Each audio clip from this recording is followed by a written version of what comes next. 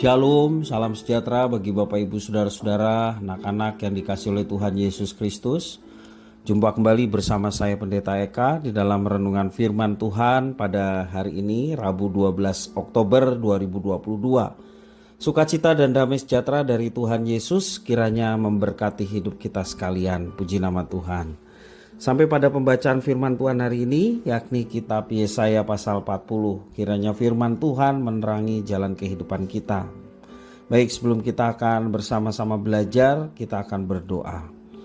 Tuhan Bapa di surga, di dalam nama Tuhan Yesus, kami bersyukur hari ini Tuhan memberkati kami dengan kebenaran firman Tuhan. Kami memohon biarlah Tuhan yang memampukan untuk kami dapat memahami apa yang Kau maksudkan. Kau juga menolong kami untuk kami dapat terapkan dalam hidup kami. Terima kasih Bapa, terpujilah namamu. Demi nama Tuhan Yesus kami berdoa. Haleluya. Amin. Saya akan membacakan di dalam Yesaya pasal 40 ayat 1 sampai 11. Demikianlah firman Tuhan. Hiburkanlah umatku, demikian firman-Mu.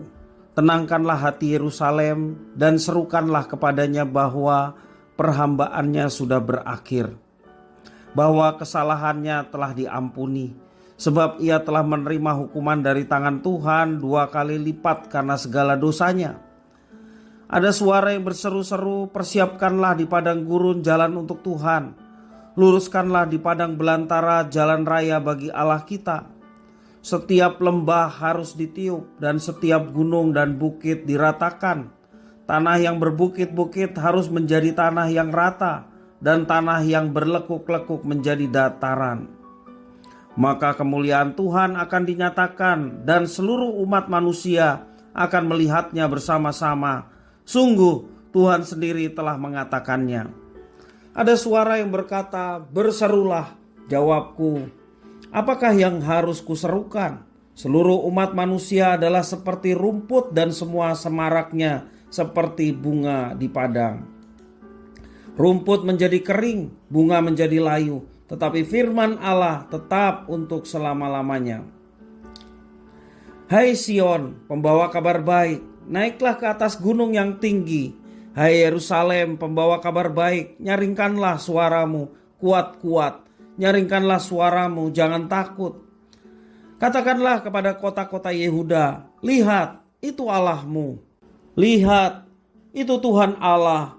Ia datang dengan kekuatan dan dengan tangannya ia berkuasa. Lihat, mereka yang menjadi upah jerih payahnya ada bersama-sama dia, dan mereka yang diperolehnya berjalan di hadapannya.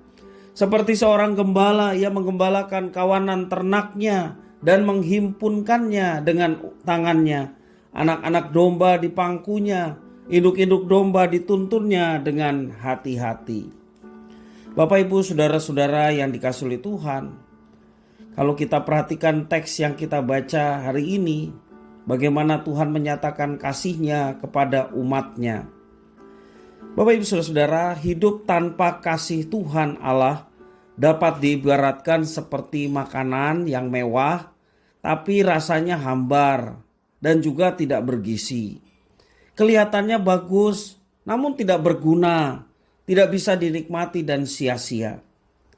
Hal itu tampak jelas pada relasi Tuhan Allah dengan umatnya. Tuhan Allah menggambarkan adanya penghiburan dalam hukuman yang diterima oleh umatnya. Ayat yang pertama sampai yang kedua. Dan kemudian ayat 3 sampai ke 5, umatnya merespon kasih Tuhan Allah dengan menyiapkan diri untuk memuliakan Tuhan. Adanya kesadaran sebagai makhluk yang rapuh membawa pada pengenalan akan firman Tuhan yang kekal.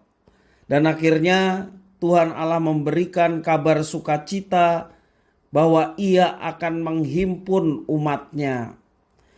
Kasih Tuhan Allah memberikan kekuatan dalam kehidupan kita sebagai manusia, juga umatnya yang mula-mula. Fakta ini sudah terbukti. Kasih-Nya selalu disediakan bagi umatnya yang mau menerimanya. Sekalipun dalam kesusahan, ada penghiburan untuk kehidupan yang lebih baik. Bahkan dalam kesalahan sekalipun, Tuhan Allah tetap mengasihi umatnya dan menjanjikan pembebasan. Tentunya akan terjadi ketika umatnya bertobat dan kembali kepada Tuhan. Hal itu perlu ditindaklanjuti oleh setiap umat Tuhan. Senantiasa hidup dengan cara memuliakan Tuhan, karena untuk itulah Tuhan memilih satu umat, supaya umat ini memuliakan Tuhan, dan dengan memuliakan Tuhan mereka dilihat oleh bangsa-bangsa di sekitar, dan bangsa-bangsa sekitar pun boleh mengenal Allah yang disembah oleh umatnya. Sekalipun sebagai makhluk banyak sekali kelemahan, manusia telah mengenal Allah yang penuh kasih. Mari kita mengenalnya lebih dalam lagi. Ia menjadi gembala bagi kita yang disebut kawanan dombanya. Dan kasih Tuhan Allah selalu memberikan kekuatan untuk kita berharap akan masa depan yang lebih baik. Dengan satu keyakinan, kalau Allah menyertai dan memberkati dengan kasih-Nya pada hari ini, di masa yang akan datang pun Allah tetap menyertai dan menyatakan kasih-Nya kepada kita. Kita perlu merasakan kasih Tuhan dalam setiap kenyataan hidup kita.